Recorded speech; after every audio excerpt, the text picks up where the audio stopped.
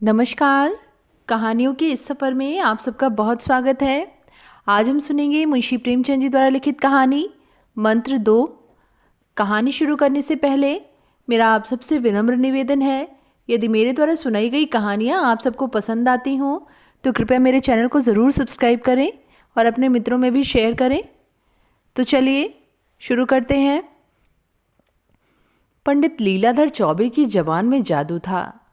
जिस वक्त वह मंच पर खड़े होकर अपनी वाणी की सुधा वृष्टि करने लगते थे, श्रोताओं की आत्माएं तृप्त हो जाती थीं। लोगों पर अनुराग का नशा छा जाता था। चौबे जी के व्याख्यानों में तत्व तो बहुत कम होता था, शब्द योजना भी बहुत सुंदर ना होती थी, लेकिन बार बार दोहराने पर भी उसका असर कम ना होता था, बल्कि घन की चोटों की भांति और भी प्रभाव उत्पादक हो जाता था। हमें तो विश्वास नहीं आता, किंतु सुनने वाले कहते हैं उन्होंने केवल एक व्याख्यान रट रखा है और उसी को वह शब्दशः प्रत्येक सभा में नए अंदाज से दोहराया करते हैं। जातीय गौरवगान उनके व्याख्यानों का प्रधान गुण था। मंच पर आते ही भारत की प्राचीन गौरव और पूर्वजों की अमर कीर्ति का राग छेड़कर सभा को मुग्ध कर देते थे। यथा, सज्जनों, हमारी अधोगति की कथा सुनकर किसकी आंखों से अश्रुधारा न निकल पड़ेगी।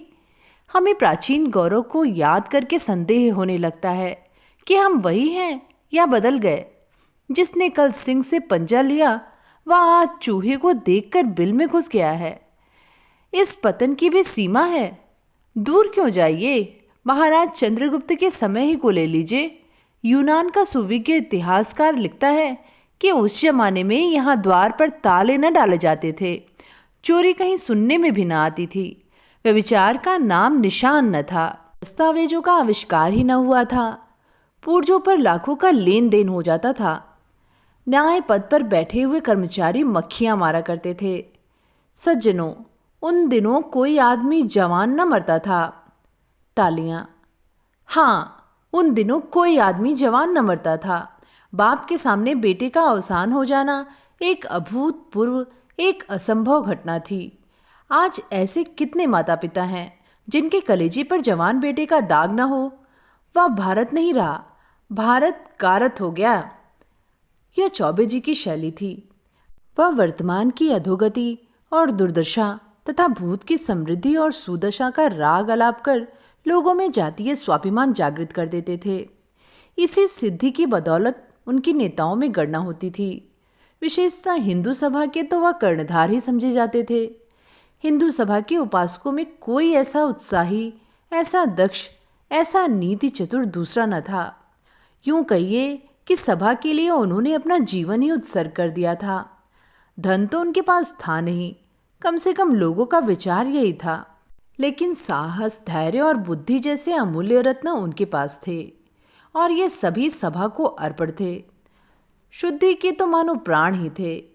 हिंदू जाति का उत्थान और पतन, जीवन और मरण उनके विचार में इसी प्रश्न पर अवलंबित था। शुद्धि के सिवा अब हिंदू जाति के पुनर्जीवन का और कोई उपाय न था। जाति की समस्त नैतिक, शारीरिक, मानसिक, सामाजिक, आर्थिक और धार्मिक बीमारियों की दवा इसी आंदोलन की सफलता में मर्यादित थी और वह तन मन से इसका उद्योग किया करते थे। चंदे वसूलने में चौबे जी सिद्धहस्त थे। ईश्वर ने उन्हें वह गुण बता दिया था कि पत्थर से भी तेल निकाल सकते थे।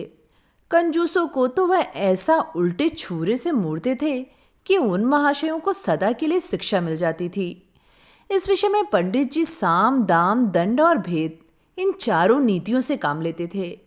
यहाँ तक कि राष्ट्रहित के लिए डाका और चोरी को भी क्षम्य समझते थे। गर्मी के दिन थे। लीलाधर जी किसी शीतल पार्वत्य प्रदेश को जाने की तैयारी कर रहे थे कि शहर की सैर हो जाएगी और बन पड़ा तो कुछ चंदा भी वसूल कर लाएंगे। उनको जब भ्रमण की इच्छा होती तो मित्रों के साथ एक डेपुटेशन के रूप में निकल पड़ते। अगर 1000 रुपये वसूल करके वह इसका आधा सैर सपाटे में खर्च भी कर दें तो किसी की क्या हानि। हिंदू सभा को तो कुछ न कुछ मिल ही जाता था। वह उद्योग ना करते तो इतना भी ना मिलता। पंडित जी ने अब की सपरिवार जाने का निश्चय किया था। जब से शुद्धि का आविर्भाव हुआ था, उनकी आर्थिक दशा जो पहले बहुत शोचनीय होती थी, बहुत कुछ संभल गई थी, लेकिन जाति के उपासकों का ऐसा सौभाग्य कहाँ कि शांति निवास का आनंद उठा सकें। उनका तो जन्म ही मारे मारे फिरने के लिए होता है। खबर आई कि मद्रास प्रांत में तबलीग वालों ने तूफान मचा रखा है। हिंदुओं के गांव मुसलमान होते जाते थे। मुल्लाओं ने बड़े जोश से तबलीग का काम शुरू किया है। अगर हिंदू सभा ने इस प्रवाह को रोकने की आयोजना न की तो सारा प्रांत हिंदुओं से शून्य हो जाएगा। किसी शिखाधारी की सूरत तक न नजर आएगी। हिंदू सभा में खलबली मच गई। तुरंत एक विशेष अधिवेशन हुआ और नेताओं के सामने यह समस्या उपस्थित की गई। बहुत सोच विचार के बाद निश्चय हुआ कि चौबे जी पर इस कार्य का भार रखा जाए।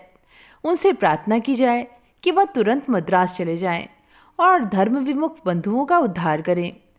कहने ही की देर थी। चौबे जी तो हिंदू जाति की सेवा के लिए अपने को अर्पण ही कर चुके थे। पर्वत यात्रा का विचार रोक दिया और मद्रास जाने को तैयार हो गए। हिंदू सभा के मंत्री ने आंखों में आंसू भरकर उनसे विनय की कि महाराज, यह बीड़ा आप ही उठा सकते हैं। आप ही को परमात्मा ने इतनी सामर्थ्य दी है। आपके सिवा ऐसा कोई दूसरा मनुष्य भारतवर्ष में नहीं है जो इस घोर विपत्ति में काम आए। जाति की दीनहीन दशा पर दया कीजिए। चौबे जी इस प्रार्थना को अस्वीकार न कर सके। फौरन सेवकों की एक मंडली बनी और पंडित जी के नेतृत्व में रवाना हुई। हिंदू सभा ने उसे बड़ी धूम से विदाई का भोज दिया। एक उदार रईस ने चौबे जी को एक थैली भेंट की और रेलवे स्टेशन पर हजारों आदमी उन्हें विदा करने आए। यात्रा का वृत्तांत लिखने की जरूरत नहीं। हर एक बड़े स्टेशन पर सेवकों का सम्मानपूर्ण स्वागत हुआ। कई जगह थैलियां मिली। रतलाम की रियासत ने एक शामियाना भेंट किया। बड़ौदा ने एक मोटर दी कि सेवकों को पैदल चलने का कष्ट न उठाना पड़े। यहाँ तक कि मद्रास पहुँचते पहुँचते सेवा दल के पास एक माकूल रकम के अतिरिक्त ज़रूरत की कितनी चीज़ें जमा हो गईं। वहाँ आबादी से दूर खुले हुए मैदान में हिंदू सभा का पड़ाव पड़ा। शामियाने पर राष्ट्रीय झंडा लहराने लगा। सेवकों ने अपनी अपनी वर्दियाँ निकाली। स्थानीय धन कुबेरों ने दावत के सामान भेजे। रावटियाँ पड़ गईं। चारों ओर ऐसी चहल पहल हो गई मानो किसी राजा का कैंप है। रात के 8 बजे थे। अछूतों की एक बस्ती के समीप सेवक दल का कैंप गैस के प्रकाश से जगमगा रहा था। कई हजार आदमियों का जमाव था, जिनमें अधिकांश अछूत ही थे। उनके लिए अलग टाट बिछा दिए गए थे। ऊंचे वर्ड के हिंदू कालीनों पर बैठे हुए थे। पंडित लीलाधर का धुआंधार व्याख्यान हो रहा था। तुम उन्हीं ऋषियों की संतान हो जो आकाश के नीचे एक नई सृष्टि की रचना कर सकते थे, जिनके न्याय, बुद्धि और विचार शक्ति के सामने आज सारा संसार सिर झुका रहा है। सहसा एक बूढ़े अछूत ने उठकर पूछा, हम लोग भी उन्हीं ऋषियों की संतान हैं? लीलाधर, निसंदेह तुम्हारी धमनियों में भी उन्हीं ऋषियों का रक्त दौड़ रहा है। और यद्यपि आज का निर्दयी, कठोर, विचारहीन और संकुचित हिंदू समाज तुम्हें अवहेलना की दृष्टि से देख रहा है, तथापि तुम किसी हिंदू से नीच नहीं हो, चाहे वह अपने को कितना ही ऊंचा समझता हो। बूढ़ा, तुम्हारी सभा हम लोगों की सुधि क्यों नहीं लेती? लीलाधर, हिंदू सभा का जन्म अभी थोड़े ही दिन हुए हुआ है और इस अल्पकाल में उसने जितने काम किए हैं उस पर उसे अभिमान हो सकता है। हिंदू जाति शताब्दियों के बाद गहरी नींद से चौंकी है और अब वह समय निकट है जब भारतवर्ष में कोई हिंदू किसी हिंदू को नीच न समझेगा, जब वे सब एक दूसरे को भाई समझेंगे। श्री रामचंद्र जी ने निषाद को छाती से लगाया था, सबरी के झूठे बेर खाए थे।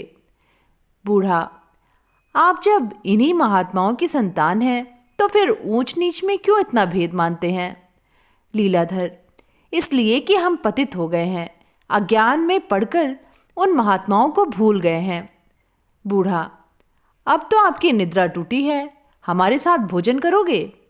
लीलाधर, मुझे कोई आपत्ति नहीं है। बूढ़ा, मेरे लड़के से अपनी कन्या का विवाह कीजिएगा। लीलाधर, जब तक तुम्हारे जन्म संस्कार न बदल जाए, जब तक तुम्हारे आहार व्यवहार में परिवर्तन न हो जाए, हम तुमसे विवाह का संबंध नहीं कर सकते। मांस खाना छोड़ो, मदिरा पीना छोड़ो, शिक्षा ग्रहण करो, तभी तुम उच्च कुल के हिंदुओं में मिल सकते हो। बूढ़ा, हम कितने ही ऐसे कुलीन ब्राह्मणों को जानते हैं जो रात दिन नशे में डूबे रहते हैं, मांस के बिना कौर नहीं उठाते, और कितने ही ऐसे हैं जो एक अक्षर भी नहीं पढ़े हैं, पर आपको उनके साथ भोजन करते देखता हूँ। उनसे विवाह संबंध करने में आपको कदाचित इनकार ना होगा। जब आप खुद अज्ञान में पड़े हुए हैं तो हमारा उद्धार कैसे कर सकते हैं? आपका हृदय अभी तक अभिमान से भरा हुआ है। जाइए, अभी कुछ दिन और अपनी आत्मा का सुधार कीजिए। हमारा उद्धार आपके किए ना होगा। हिंदू समाज में रहकर हमारे माथे से नीचता का कलंक न मिटेगा। हम कितने ही विद्वान, कितने ही आचारवान हो जाएं, आप हमें यूं ही नीच समझते रहेंगे। हिंदुओं की आत्मा मर गई है और उसका स्थान अहंकार ने ले लिया है। हम अब देवता की शरण जा रहे हैं, जिनके मानने वाले हमसे गले मिलने को आज भी तैयार हैं। वे यह नहीं कहते कि तुम अपने संस्कार बदल कर आओ। हम अच्छे हैं या बुरे, वे इसी दशा में हमें अपने पास बुला रहे हैं। आप अगर ऊंचे हैं तो ऊंचे बने रहिए, हमें उड़ना न पड़ेगा। लीलाधर, एक ऋषि संतान के मुंह से ऐसी बातें सुनकर मुझे आश्चर्य हो रहा है। वर्ण भेद तो ऋषियों ही का किया हुआ है, उसे तुम कैसे मिटा सकते हो? बूढ़ा, ऋषियों को मत बदनाम कीजिए, यह सब पाखंड आप लोगों का रचा हुआ है। आप कहते हैं तुम मदिरा पीते हो, लेकिन आप मदिरा पीने वालों की जूतियां चाटते हैं। आप हमसे मांस खाने के कारण घिनाते हैं, लेकिन आप गो मांस खाने वालों को सामने नाक रगड़ते हैं। इसलिए ना कि वे आपसे बलवान हैं। हम भी आज राजा हो जाएं तो आप हमारे सामने हाथ बांध खड़े होंगे। आपके धर्म में वही ऊंचा है जो बलवान है, वही नीच है जो निर्बल है। यही आपका धर्म है। यह कहकर बूढ़ा वहां से चला गया और उसके साथ ही और लोग भी उठ खड़े हुए। केवल चौबे जी और उनके दल वाले मंच पर रह गए, मानो मंच गान समाप्त हो जाने के बाद उसकी प्रतिध्वनि वायु में गूंज रही हो। तबलीग वालों ने जब से चौबे जी के आने की खबर सुनी है, इस फिक्र में थे कि किसी उपाय से इन सबको यहाँ से दूर करना चाहिए। चौबे जी का नाम दूर दूर तक प्रसिद्ध था।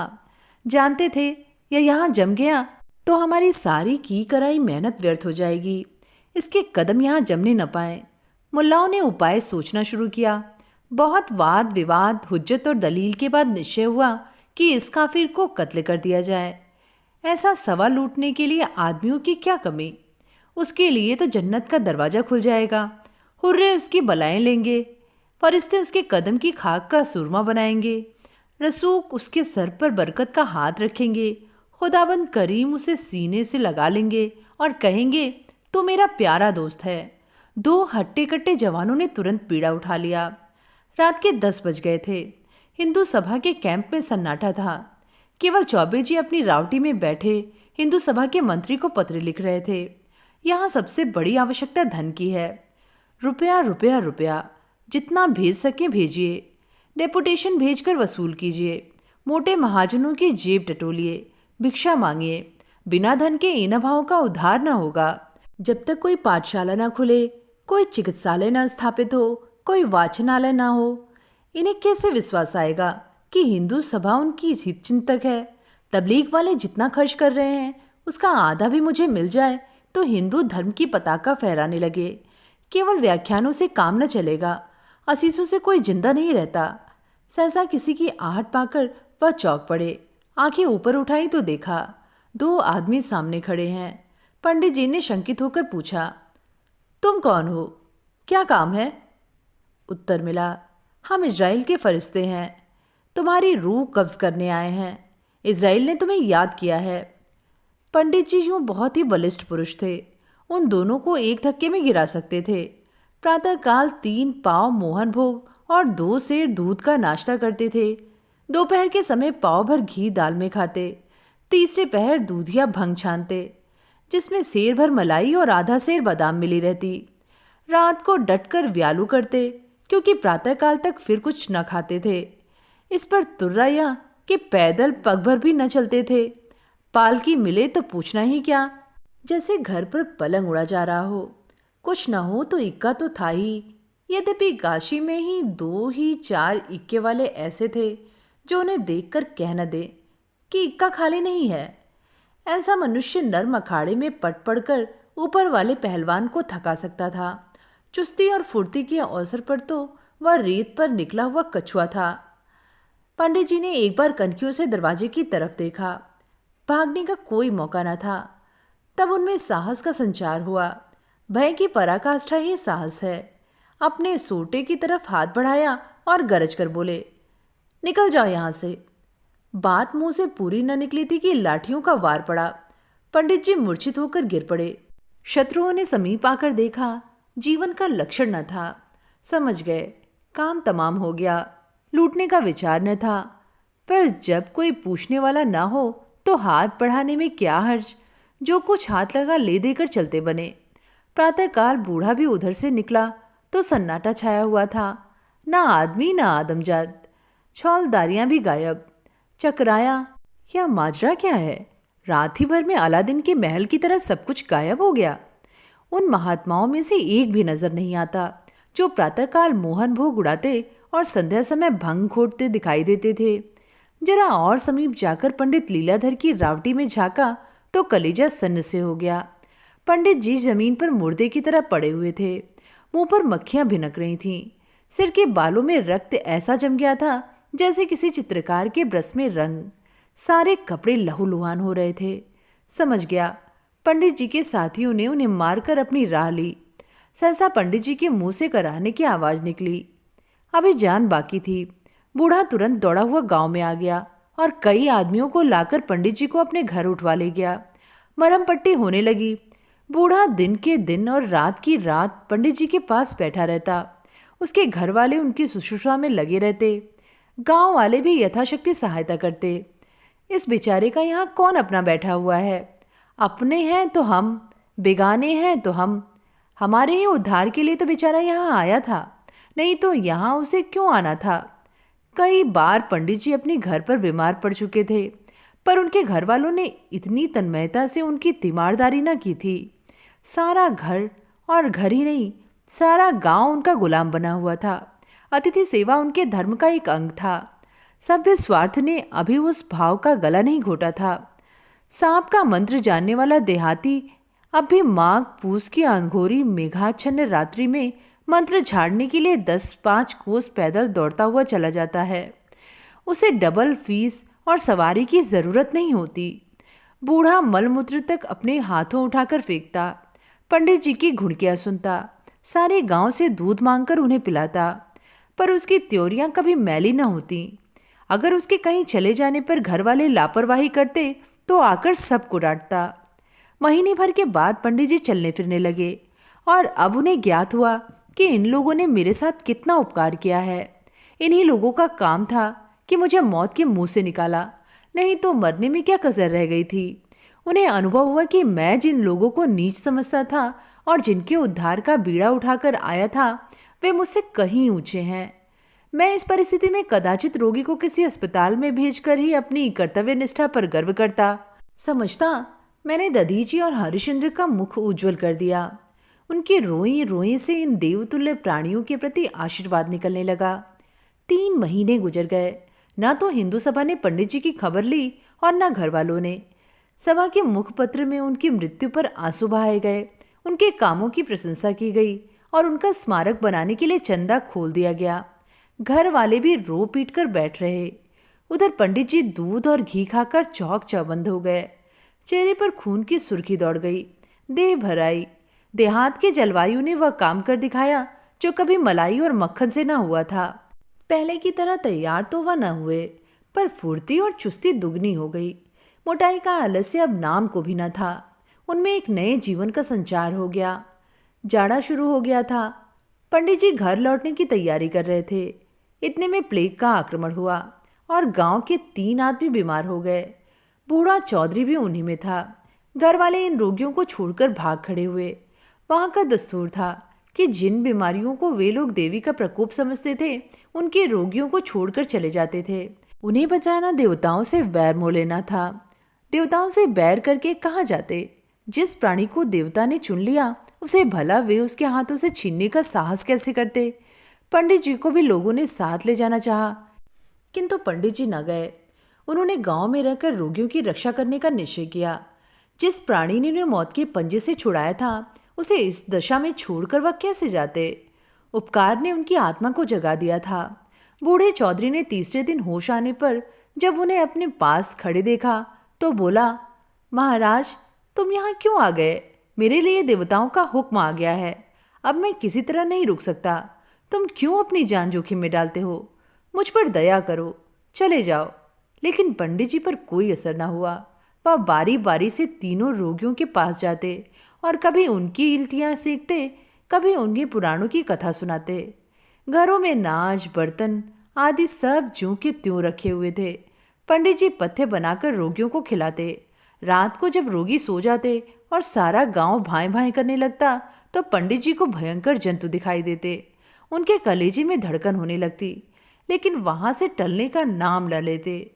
उन्होंने निश्चय कर लिया था कि या तो इन लोगों को बचा ही लूंगा या इन पर अपने को बलिदान ही कर दूंगा। जब 3 दिन सेक पात करने पर भी रोगियों की हालत न संभली, तो पंडित जी को बड़ी चिंता हुई। शहर वहां से 20 मील पर था। रेल का कहीं पता नहीं, रास्ता बीहड़ और सवारी कोई नहीं। इधर यह भय कि अकेले रोगियों की न जाने क्या दशा हो। बेचारे बड़े संकट में पड़े। अंत को चौथे दिन पहर रात रहे वह अकेले शहर को चल दिए और 10 बजते बजते वहां पहुंचे। अस्पताल से दवा लेने में बड़ी कठिनाई का सामना करना पड़ा। गंवारों से अस्पताल वाले दवाओं का मनमाना दाम वसूल करते थे। पंडित जी को मुफ्त क्यों देने लगे? डॉक्टर ने मुंशी से कहा, दवा तैयार नहीं है। पंडित जी ने गिड़गिड़ा कर कहा, सरकार, बड़ी दूर से आया हूँ, कई आदमी बीमार पड़े हैं, दवा न मिलेगी तो सब मर जाएंगे। मुंशी ने बिगड़ कर कहा, क्यों सिर खाए जाते हो? कह तो दिया दवा तैयार नहीं है, न तो इतनी जल्दी हो ही सकती है। पंडित जी अत्यंत दीन भाव से बोले, सरकार, ब्राह्मण हूँ, आपके बाल बच्चों को भगवान चिरंजीवी करे, दया कीजिए, आपका अकबाल चमकता रहे। रिश्वती कर्मचारी में दया कहाँ, वे तो रुपए के गुलाम हैं। जो जो पंडित जी उसकी खुशामद करते थे वह और भी झल्लाता था। अपने जीवन में पंडित जी ने कभी इतनी दीनता न प्रकट की थी। उनके पास इस वक्त एक धेला भी न था। अगर वह जानते कि दवा मिलने में इतनी दिक्कत होगी तो गांव वालों से ही कुछ मांग जांच कर लाए होते। बेचारे हतबुद्धि से खड़े सोच रहे थे कि अब क्या करना चाहिए। सहसा डॉक्टर साहब स्वयं बंगले से निकल आए। पंडित जी लपक कर उनके पैरों पर गिर पड़े और करुण स्वर से बोले, दीन बंधु, मेरे घर के 3 आदमी ताउन में पड़े हुए हैं, बड़ा गरीब हूँ, सरकार कोई दवा मिले। डॉक्टर साहब के पास ऐसे गरीब लोग नित्य आया करते थे। उनके चरण पर किसी का गिर पड़ना, उनके सामने पड़े हुए आर्तनाद करना उनके लिए कुछ नई बात न थी। अगर इस तरह वह दया करने लगते तो दवा ही भर के होते। यह ठाट बाट कहाँ से निपटा, मगर दिल के चाहे कितने ही बुरे हों, बातें मीठी मीठी करते थे। पैर हटाकर बोले, रोगी कहाँ है? पंडित जी, सरकार, वे तो घर पर है, इतनी दूर कैसे लाता? डॉक्टर, रोगी घर और तुम दवा लेने आए हो, कितने मजे की बात है।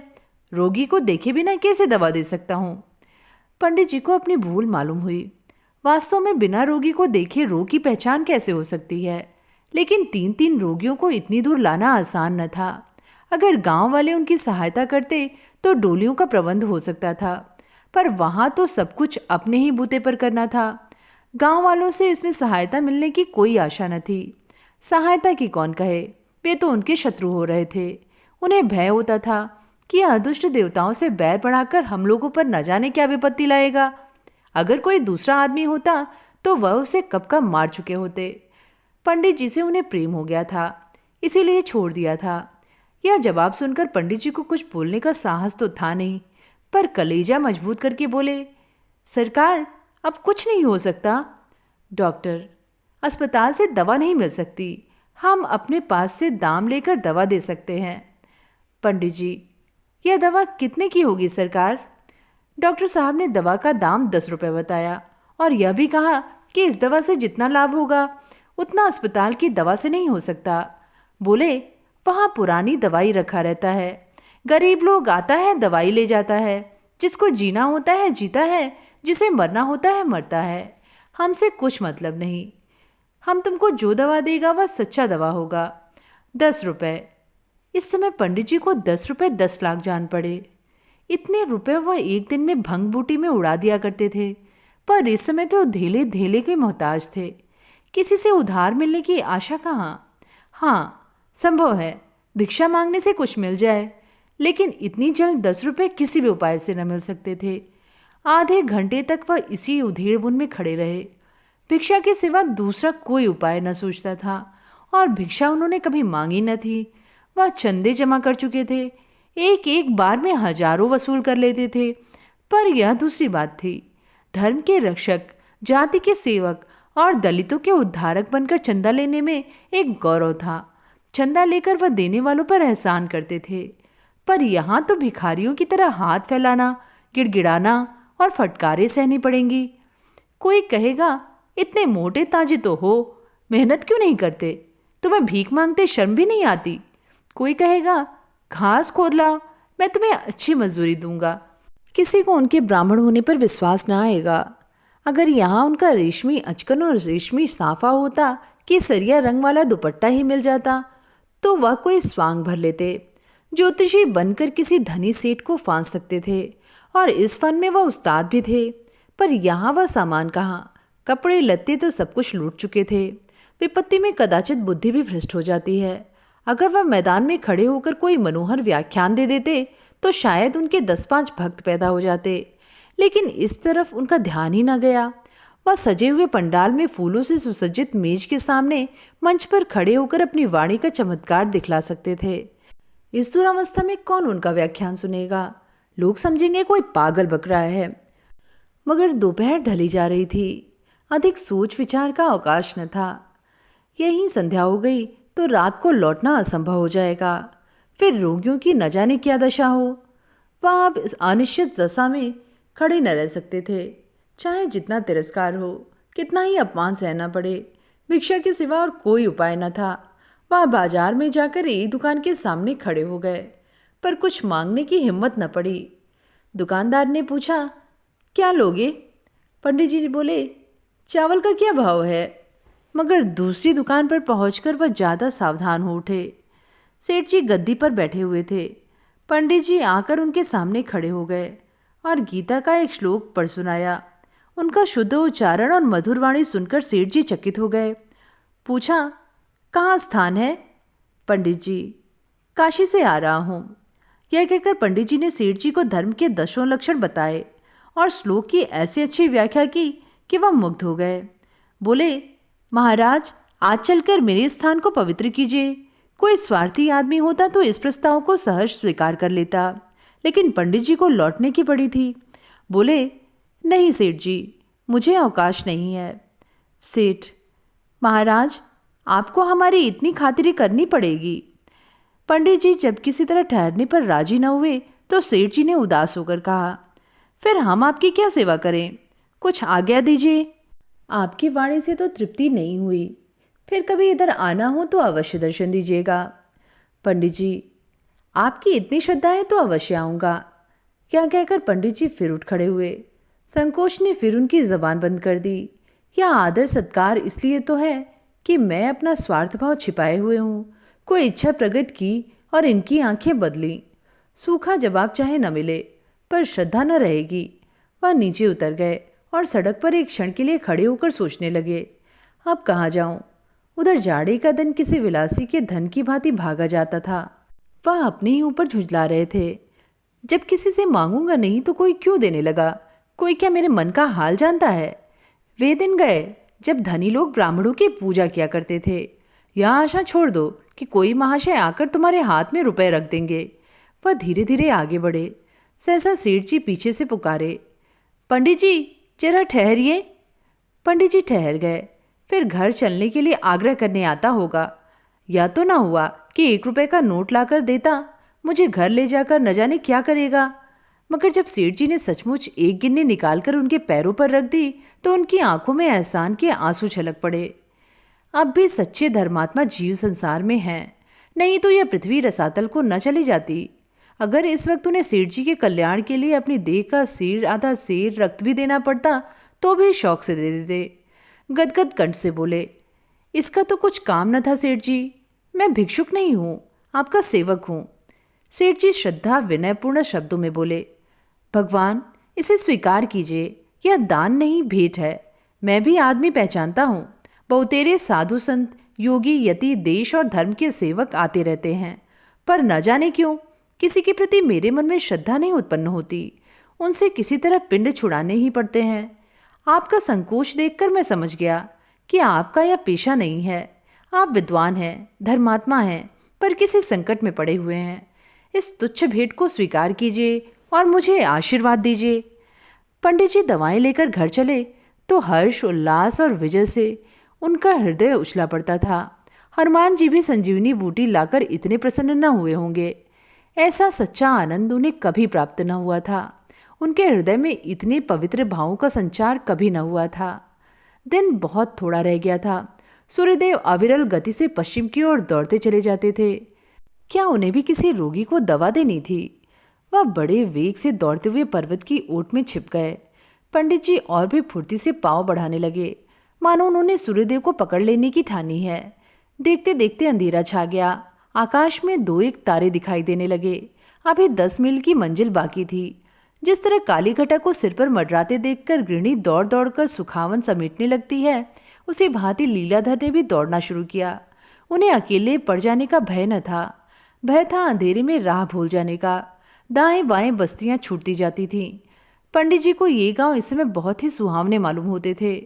कितने आनंद से लोग अलाव के सामने बैठे ताप रहे हैं। सहसा उन्हें एक कुत्ता दिखाई दिया। न जाने किधर से आकर वह उनके सामने पगडंडी पर चलने लगा।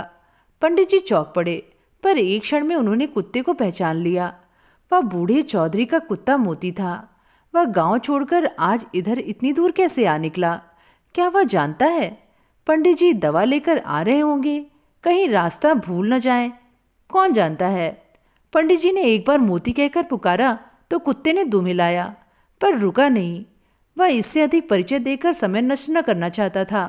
पंडित जी को ज्ञात हुआ कि ईश्वर मेरे साथ है, वही मेरी रक्षा कर रहे हैं। अब उन्हें कुशल से घर पहुंचने का विश्वास हो गया। 10 बजते बजते पंडित जी घर पहुंच गए। रोग घातक न था, पर यश पंडित जी को बदा था। 1 सप्ताह के बाद तीनों रोगी चंगे हो गए। पंडित जी की कीर्ति दूर दूर तक फैल गई। उन्होंने यम देवता से घोर संग्राम करके इन आदमियों को बचा लिया था। उन्होंने देवताओं पर भी विजय पा ली थी। असंभव को संभव कर दिखाया था। वह साक्षात भगवान थे। उनके दर्शनों के लिए लोग दूर दूर से आने लगे, किंतु पंडित जी को अपनी कीर्ति से इतना आनंद न होता था जितना रोगियों को चलते फिरते देखकर। चौधरी ने कहा, महाराज, तुम साक्षात भगवान हो। तुम ना आते तो हम न बचते। पंडित जी बोले, मैंने कुछ नहीं किया, यह सब ईश्वर की दया है। चौधरी, अब हम तुम्हें कभी न जाने देंगे। जाकर अपने बाल बच्चों को भी ले आओ। पंडित जी, हाँ, मैं भी यही सोच रहा हूँ। तुमको छोड़कर अब नहीं जा सकता। मुल्लाओं ने मैदान खाली पाकर आसपास के देहातों में खूब जोर बांध रखा था। गांव के गांव मुसलमान होते जाते थे। उधर हिंदू सभा ने सन्नाटा खींच लिया था। किसी की हिम्मत न पड़ती थी कि इधर आए। लोग दूर बैठे हुए मुसलमानों पर गोला बारूद चला रहे थे। इस हत्या का बदला कैसे लिया जाए, यही उनके सामने सबसे बड़ी समस्या थी। अधिकारियों के पास बार बार प्रार्थना पत्र भेजे जा रहे थे कि इस मामले की छानबीन की जाए, और बार बार यही जवाब मिलता था कि हत्याकारियों का पता नहीं चलता। उधर पंडित जी के स्मारक के लिए चंदा भी जमा किया जा रहा था, मगर इस नई ज्योति ने मुल्लाओं का रंग फीका कर दिया। वहाँ एक ऐसे देवता का अवतार हुआ था जो मुर्दों को जला देता था, जो अपने भक्तों के कल्याण के लिए अपने प्राणों का बलिदान कर सकता था। मुल्लाओं के यहाँ यह सिद्धि कहाँ, यह विभूति कहाँ, यह चमत्कार कहाँ? इस ज्वलंत उपकार के सामने जन्नत और अकूबत की कोरी दलीलें कब ठहर सकती थीं? पंडित जी अब वह अपने ब्राह्मणत्व का घमंड करने वाले पंडित जी न थे। उन्होंने शूद्रों और भीलों का आदर करना सीख लिया था। उन्हें छाती से लगाते हुए अब पंडित जी को घृणा न होती थी। अपना घर अंधेरा पाकर ही ये इस्लामी दीपक की ओर झुके थे। जब अपने घर में सूर्य का प्रकाश हो गया तो उन्हें दूसरों के यहाँ जाने की क्या ज़रूरत थी? सनातन धर्म की विजय हो गई। गांव गांव में मंत्र बनने लगे और शाम सवेरे मंदिरों में शंख और घंटे की ध्वनि सुनाई देने लगी। लोगों के आचरण आप ही आप सुधरने लगे। पंडित जी ने किसी को शुद्ध नहीं किया। उन्हें अब शुद्धि का नाम लेने शर्म आती थी। मैं भला इन्हें क्या शुद्ध करूँगा, पहले अपने को तो शुद्ध कर लूँ। ऐसी निर्मल एवं पवित्र आत्माओं को शुद्धि के ढोंग से अपमानित नहीं कर सकता। यह मंत्र था जो उन्होंने उन चांडालों से सीखा था, और इसी बल से वह अपने धर्म की रक्षा करने में सफल हुए थे। पंडित जी अभी जीवित हैं, पर अब सपरिवार उसी प्रांत में हैं। उन्हीं भीलों के साथ रहते हैं। तो ये थी कहानी मंत्र 2। कहानी आप सबको कैसी लगी नीचे कमेंट में लिख के ज़रूर बताइएगा। आगे भी ऐसी कहानियाँ सुनते रहने के लिए चैनल को ज़रूर सब्सक्राइब करें। फिर मिलेंगे एक नई कहानी के साथ। धन्यवाद।